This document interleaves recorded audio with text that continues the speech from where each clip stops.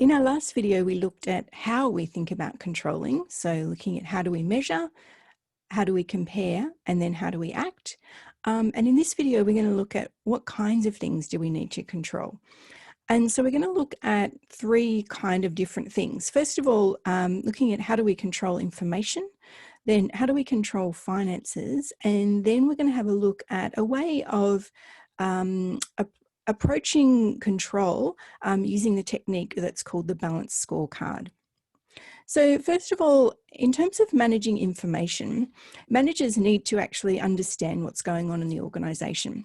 So we want to be thinking about how do we actually understand what's going on and what kind of information is going to be useful to us.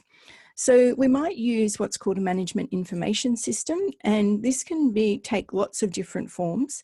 So in my business that I had for a number of years, we had what was called an enterprise management system, which was an online piece of software that we basically ran the whole business through. So through that, we were managing things like our inventory, so our stocks of the goods that we sold. We did all of our ordering, we did all of our financial management, we did all of our staff management in there. And it helped us to be able to see at a glance where we were at any point in time.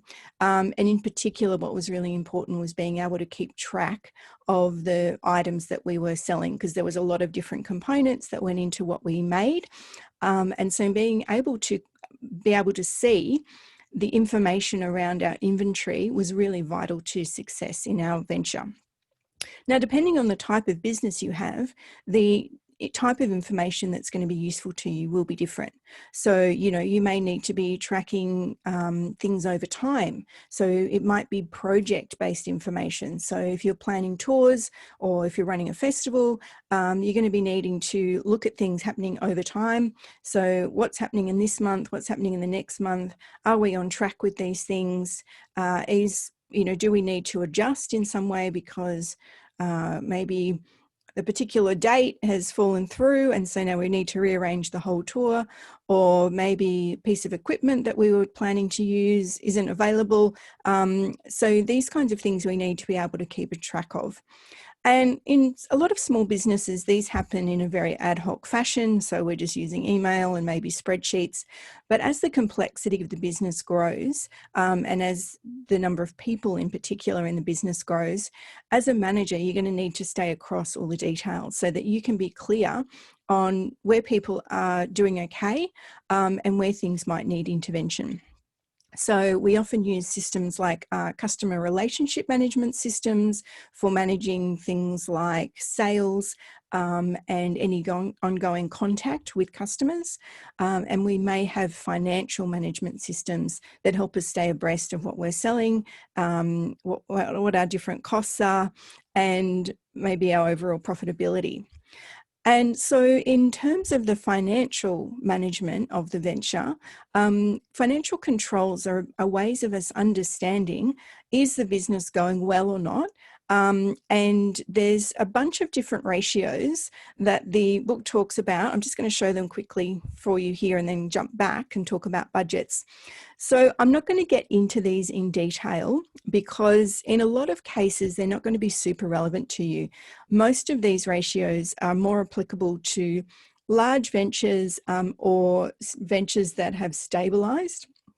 They're not necessarily always relevant in the early stage of a venture. So I wouldn't want you kind of getting bogged down if you're in the early stage thinking about these things. But if you want to dive deeper into any of these, just jump on YouTube or Google some of them so that you can get your head around them. In most cases, in a small business or in an early stage business, what we're going to be looking for is more about our sales and possibly our inventory if we have goods that we sell. But in service-based businesses, so if you're managing bands or you're running a festival or something like that, and you're not actually selling physical goods, you are probably going to be just more interested in your net profit.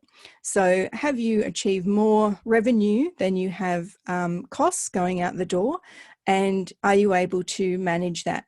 We looked a lot at this in our entrepreneurship unit. So again, I'm not going to get bogged down into here. If that's something that interests you, dive in a little bit deeper. But one thing that in most cases managers will be interested in at any stage of a venture and in any capacity is some kind of budget. So a budget is one of these forward planning tools, so you could call it forward feedback, where you might sit down at the start of the year and start to think about, okay, what are going to be our likely costs for this venture over the course of a year, and what are our anticipated revenues? And this then gives you that benchmark that you can use to compare against.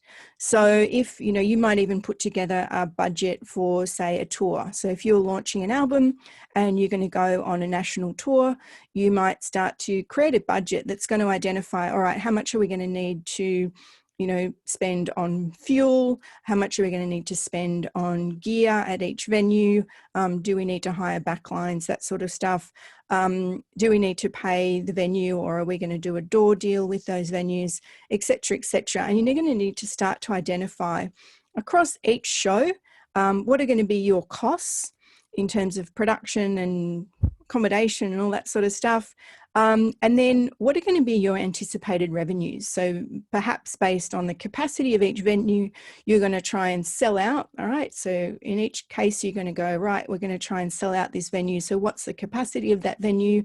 What's going to be our ticket price? So we can start to then calculate what our anticipated income for that particular show is. We might estimate the number of CDs we might sell on the night, how much merch we might sell, et cetera, et cetera. And then this forward planning process of budgeting then gives us that ability to, all right, at the end of the night, let's see how many tickets did we sell, how many people were through the door, how much merch did we sell, et cetera, et cetera.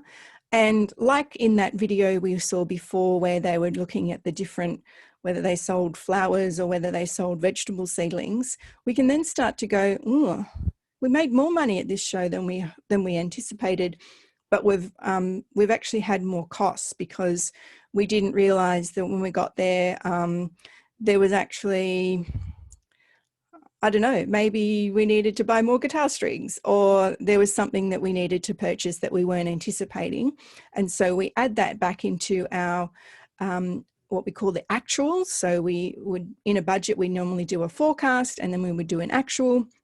And that gives us that comparison to be able to see over time how we're going against what we forecast. And so are we still on track to achieve what we anticipated was our bottom line at the end? So when we forecast, we said we're aiming to make this amount of money as revenue, and we're anticipating that we'll have all these costs. So revenue minus our costs will be what kind of money we think we'll have at the end of the period, whatever the budget period is. And then we're able to manage against that. So I do recommend that in any venture you're thinking about budgets. And if you're a manager in an organisation, typically your work area might have a budget that you are working against as well. All right, so then the last thing I'm just going to touch on is this thing called the balanced scorecard. So I'm not going to go into it in too much detail because it was addressed quite well in that YouTube video that you would have looked at before, where they gave you an overview of it. And if you're interested in learning a bit more about it, and I think we'll play with it a bit more in class as well, thinking about how you might look at the business almost from a 360-degree angle. So more than just looking at the financial aspects of the venture and trying to assess, are we on target? Are we achieving our goals? Are we doing okay from a financial perspective? The balanced scorecard sets about, typically as a team, you'll sit down and you'll go, what are going to be our key measures that we can use to assess the way that we're performing across these different aspects? So typically a balanced scorecard will have financial metrics. In that case, you might use some of the ones we glanced at a second ago, or you might just look at revenue and costs, so profitability metric. Maybe you might look at the number of fans that you have. If you're doing a festival, you might have metrics around ticket sales and maybe sales of stall holders and stuff like that as a way of measuring your financials. Then you're going to create metrics around what are going to be some ways that you can evaluate if you're doing a good job across your customers, the internal processes in the organisation, the people, innovation and growth aspects of the business, and often more modern organisations will also look at the contribution in terms of environment and community. So in terms of customers, you might look at things like customer satisfaction metrics if you're able to measure them in some way. Internal processes, you might look at, are you actually optimizing the way that you're working as a business? So this was a thing that we targeted in that enterprise management system that I spoke about earlier. We reached a point in my venture early on where we were growing really rapidly as a business, but we were running everything on spreadsheets and this kind of fairly clunky customer relationship management system. And what became a real point of problem for us was managing our inventory, because we were constantly running out of stuff, but we didn't know it. And so then there would be kind of crisis moments where we were like, oh, we're out of this thing and now we can't fulfill any customer orders, and the business would essentially grind to a halt. And being able to manage that internal process of being able to get enough inventory in stock so that then we were able to actually produce our products was something we really needed to optimize. And so at the point we realized that this was a problem, we were able to improve it. So being able to understand, are we optimizing the way that the business runs, and measure that in some way, shape or form, and you actually determine your own metrics within the balanced scorecard. So you might have ways of assessing this in terms of, you know, maybe you're going to ask your staff to rate the way things are run in the organisation. However it is, you will set those standards and then you'll measure against them.